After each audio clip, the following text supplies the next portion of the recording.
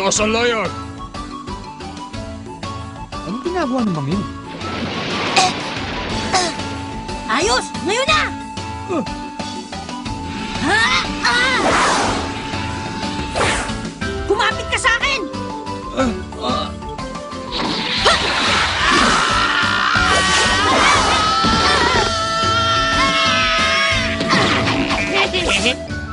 Ayos ka lang ba, mister? Hindi ako si Mister. Ako si Leorio. Kung sa bagay, malilibang na rin ako sa aking paglalayag patungo sa Dore.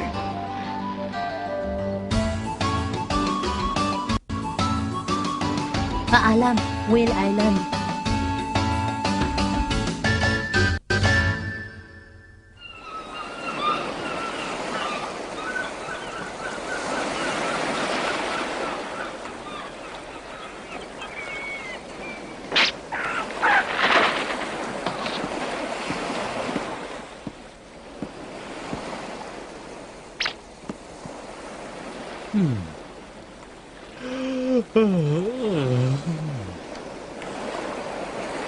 Ayan, ang daya mo naman.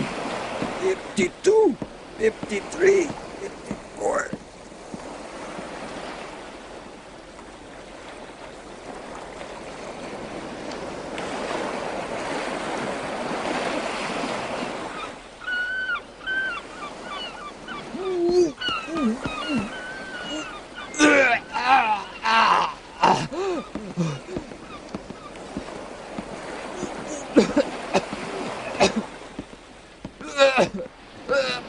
Di ako makapaniwala ang tulad niya ay madaling mahilo. Nakakahiya naman. Madalas na mangyari yan. Sigurado bago pa siya makarating sa isla ng Dore, butot balat na lamang siya. Dahil wala na siyang maisusuka.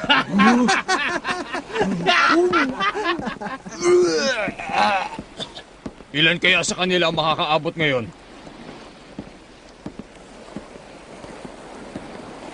Sa tingin ko sa kanila, ang may kakayahan lamang ay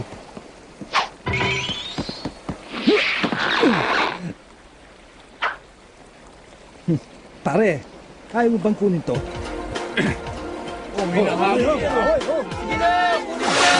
Kahiyaan niya, pagod mo pa yan.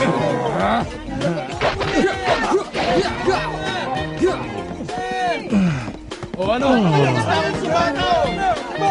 Malaki! Bata ho!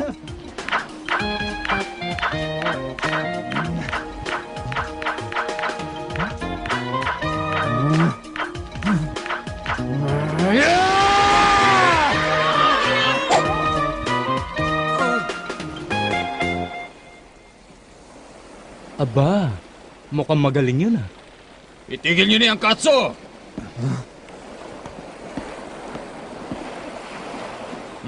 Ha? Tumalon ka! Ang sinabi ko'y umalis ka sa aking barko! Ah, hindi maaari!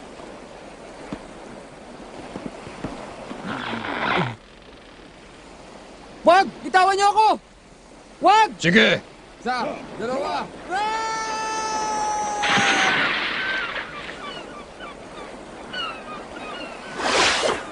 Dahil nandito kayo sa aking barko, dapat kayong sumunod sa lahat ng sasabihin ko!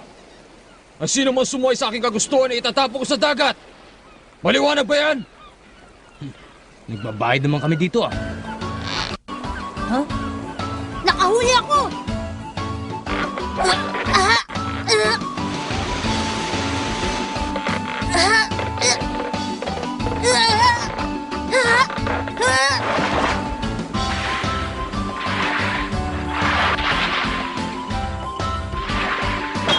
Ayos!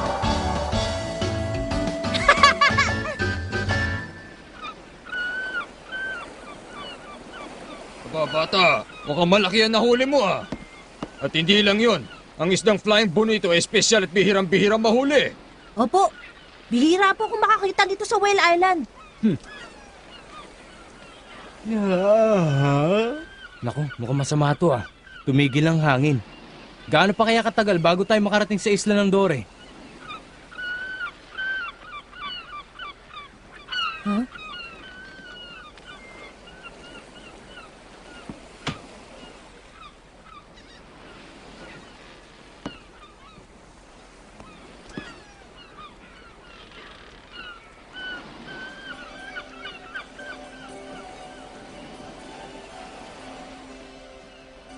Delikado.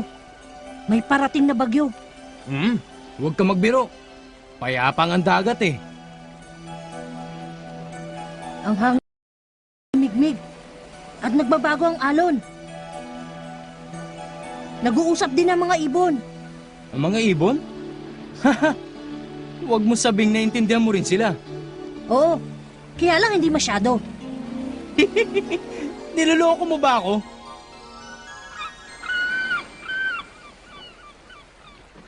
Bata, kung hindi ako nagkakamali, doon ka sumakay sa Whale Island, ano? Mhm. Anong ginagawa ng iyong ama? Isa siyang hunter. Sa litrato ko lamang siya nakita pero nire-respeto ko siya. Ganun pala, ha? Ang iyong ama ay isa ring hunter?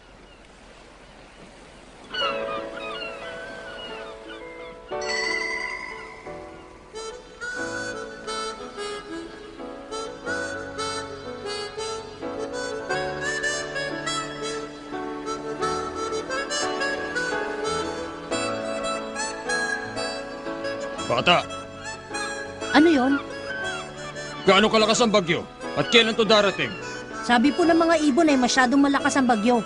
Sa bilis nitong barko, mga 2 oras. Sa tinagal-tagal ko sa barkong ito, ikaw pa lang ang pangalawang tao na humula ng tama. Alam mo ba yon? Pangalawa, O mga bata! Ibaba niyo ang mga layag! Huh?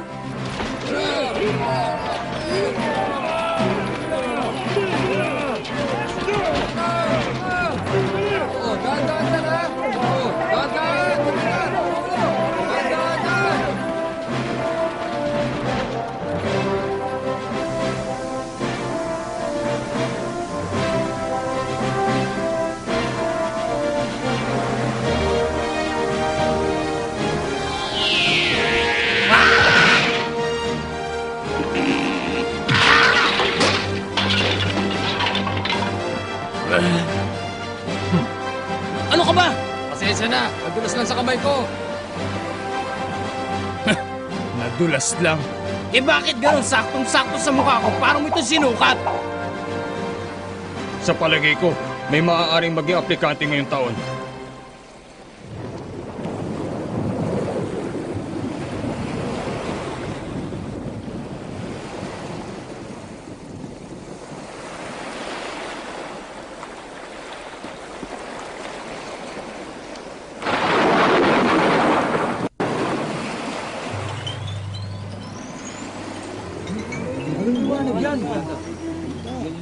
Yan ang tinatawag na will-o'-the-wisp. ano po yung will-o'-the-wisp? Yan ay dahil sa radiation na lumulutang sa matataas na lugar dahil sa biglang pagtakas ng static electricity. Nangyayari yan kapag lumalabas ang ulap na nagdadala ng kidlat. Ganun ba? Ay, salamat. Sa wakas, nagsalita ka na rin. Mabuti na lang at meron tayo ditong walking encyclopedia. Sa aming mga mandaragat, may kasabihan na kung sino raw makakita ng will-o'-the-wisp ay hindi na makakauwi ng buhay. Ba? Heh, bago sa pandinig ko yun ah. Parating na ang malakas na bagyo.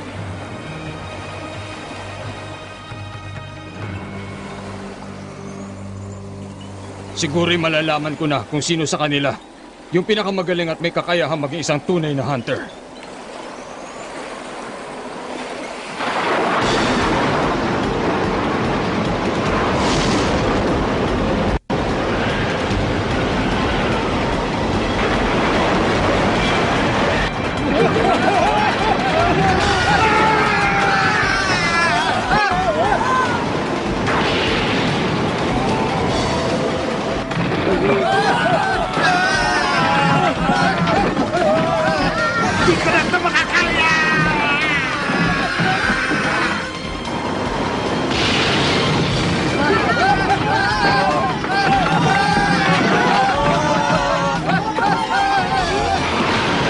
Malakas ang alon dahil sa nagwawalang panahon.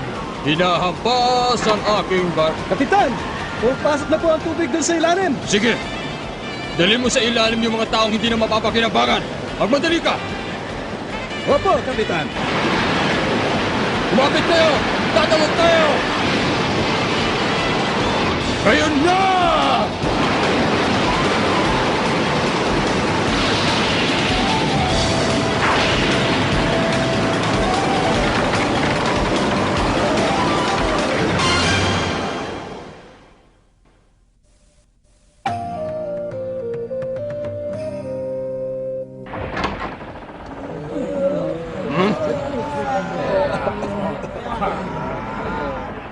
Nakakahiya.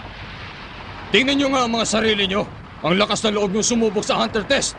Eto, uminom ka muna. Tapos kagatin mo to. Gaganda pakiramdam mo.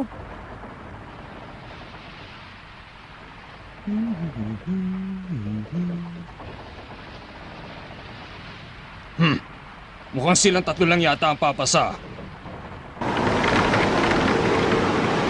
Kay lamig ng simoy ng hangin, masaya! Ano? Gusto mong malaman ang pangalan ko? Tama ka dyan. Ako po si Gon. Ako si Kurapika. Ha? Sige. Ang pangalan ko ay si Leorio. Gon, Kurapika at Leorio. Sabihin nyo, anong dahilan kung bakit gusto ninyo maging isang hunter? Teka, huwag mo naman kami biglayin sa tanong mo. Ano ka ba? Isang reporter? Sagutin mo ang tanong ko. Ang kulit mo ah! Ako ay kung anong ginagawa ng aking ama. Gusto kong maranasan ang lahat ng pinagdaanan niya. Teka, bakit ikaw sumasagot? Hindi pa kami tapos mag-usap ni Manong ah. Sinasabi ko lang naman ang rason ko eh. Wala akong pakialam. Basta't hindi ko sasabihin. Kapag ayaw ko, wala makakapilit sa akin. Kahit mag-away pa kaming dalawa. Magkakasundo tayo dyan, Leorio. Teka, sabihin mo nga, ilang taong ka na ba? Kung babanggitin mong pangalan ko para tayo magkaibigan ah! Madaling iligaw ang walang kwentang tanong sa pamamagitan ng isang makatwirang istorya. Ha? Ganon pa man, ang isang kasinungalingan ay maaari nating ihambing sa kasakiman. Dagdagan mo naman ang misteryong Leorio. Ako naman, ang dahilan kung bakit gusto kong maging isang hunter ay masyadong komplikado. Kaya hindi ko ito maaaring ikwento kaagad sa mga tao ngayon ko lamang nakilala.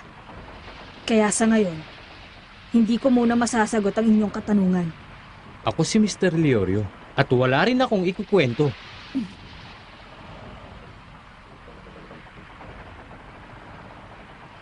Kung hindi ka rin magsasalita, mabuti pang umalis ka na lang sa aking barko. Ha? Hindi mo pa rin naiintindihan? Ang hunter test ay nagsimula na. Nag-umpisa yun buhat nung sumakay kayo sa barkong ito.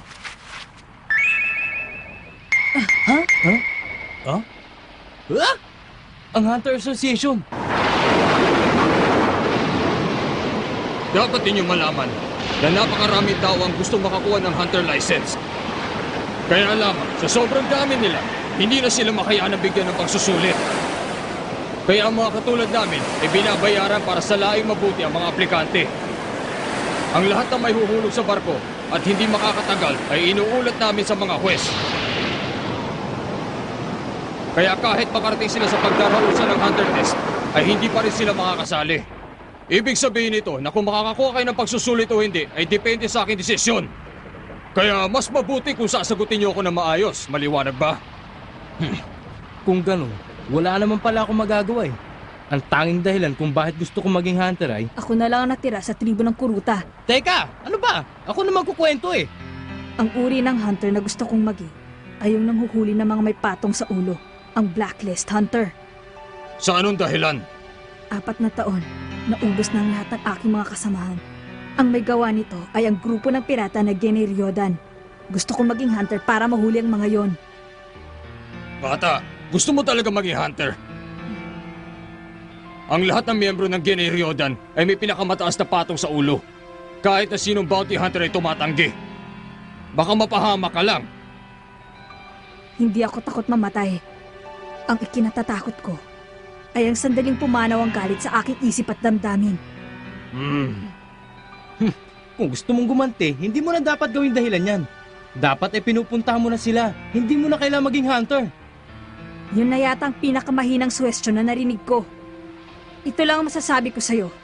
Maraming lugar at maraming piraso ng impormasyon ang maibibigay ng Hunter Association. Leorio, Mr. Leorio ay tawag mo sa akin! Sige, ang sayo naman, Mr. Leorio. Ang sa akin? Mahirap sagutin ang katanungan mo. Pero ang sasabihin ko sa inyo ay ang tanging katotohanan lamang. Pera! Kapag hunter na ako, marami na akong pera. Kung marami akong pera, makukuha ko ang lahat. Malaking mansyon, magarang kotse, mamahaling alak, at mga babae! hindi lamang ang mga yan ang importante, Leorio. Ha?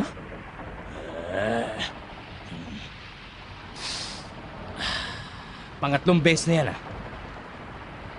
Hindi ka ba titigil? Hindi talaga marunong gumalang itong batang ito Siguro wala kang pinag-aralan. Bawiin mo ang sinabi mo, Leorio! Sabing Mr. Leorio Halika! Mas mabuti pa nga. Huh? Teka! Sandali! Hindi pa ako tapos magtanong sa inyo! Huwag kayo umalis! Hayaan niyo sila. Hmm? Kung gusto mo makilala ang isang tao, dapat alamin mong lahat tungkol sa kanya, pati ang kanya ikinagagalit. Hindi mo makakalimutan ang mga salitang yan mula sa aking tiya Mito. Para sa akin, kaya sila nagagalit ay may kanya-kanya silang dahilan at dapat nila itong mailabas. Kaya huwag mo silang pigilan. Ano? Sigurado ko bang nagkaroon ng pitak ang labor? Oo, kailangan natin maayos to agad. Kung babawiin mo ang sinabi mo, pagbibigyan kita, Leorio. Humingi ka muna ng tawad, Kurapika! Wala akong balak na pagbigyan ka!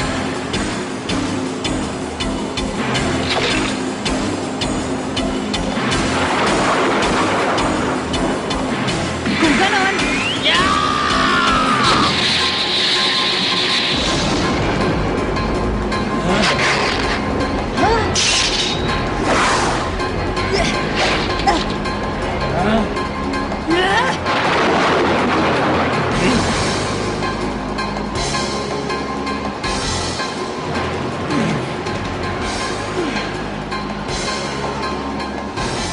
Medyo mabilis ka rin pala.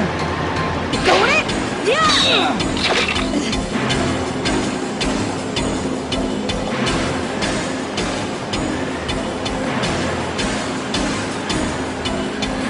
Katso! Mag-iingat ka!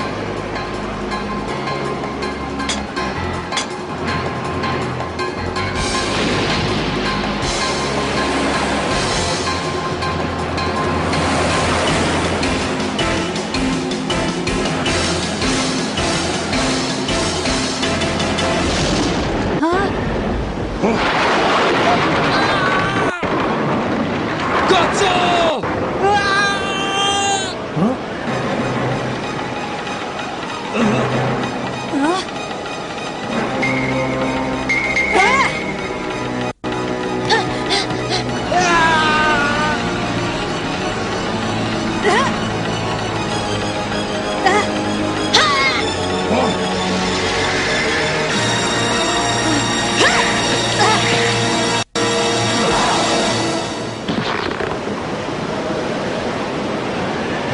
Salamat. Sinagip niyo ang buhay ko.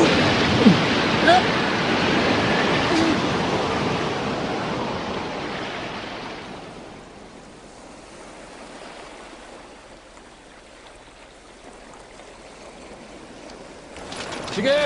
Hila!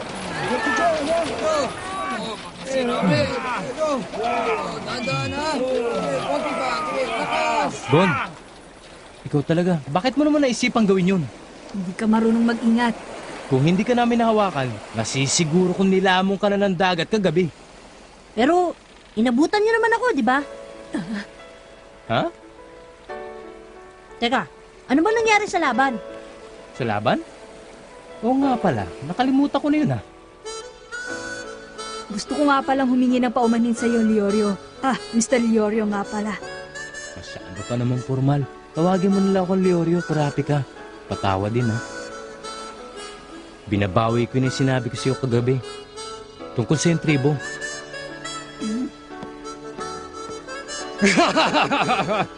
Pasado na kayong tatlo! Ha? Talaga? Oo! Sisimulan na natin ang paglakbay patungo sa isla ng Dore. Teka muna, sigurado ka ba makakaabot pa itong barko mo sa isla ng Dore? Oo naman! Magtiwala kayo sa akin!